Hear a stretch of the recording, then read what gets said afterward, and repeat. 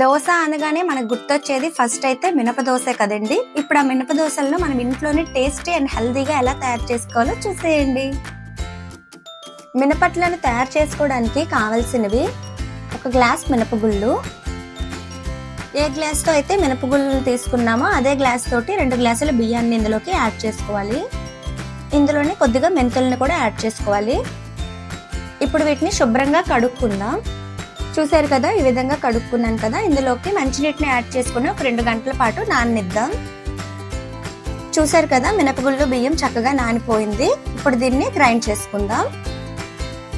మధ్య మధ్యలో కొద్దిగా వాటర్ని యాడ్ చేసుకుని చక్కగా గ్రైండ్ చేసుకోండి.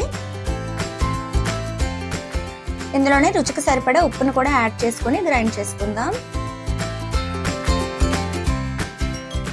చూసారు కదండి, బ్యాటర్ అయితే పర్ఫెక్ట్ కన్సిస్టెన్సీతో రెడీ అయిపోయింది. కొంచెం థిక్గానే కలుపుకోవాలి. ఇప్పుడు మనం చక్కగా అట్లను వేసుకుందాం. స్టవ్ ఆన్ చేసుకొని పెనం పెట్టుకొని పెనం కాస్త హీట్ అయిన తర్వాత ఆయిల్ని వేసుకోవాలి. ఆయిల్ కొంచెం హీట్ అయిన తర్వాత అట్టును ఇలా రౌండ్గా స్ప్రెడ్ చేస్తూ వేసుకోవాలి. చుట్టూ కొద్దిగా ఆయిల్ని యాడ్ చేసుకోవాలి. చూసారు కదండి, అట్టు ఎంత బాగా వేగిందో. ఈ విధంగానే అన్ని మినపట్లను కూడా వేసుకుందాం. చూసారు కదండి, మినపట్లు ఎంత చక్కగా వచ్చాయో. నేను ఇక్కడ మినపట్లను ఉల్లి చట్నీ తోటి పల్లి చట్నీ తోటి సర్వ్ చేశానండి. ఈ ఉల్లి చట్నీ పల్లి చట్నీ ఆల్రెడీ మన ఛానల్లో నేను వీడియోస్ ని అప్లోడ్ చేశాను. ఒకసారి అవి కూడా చూడండి.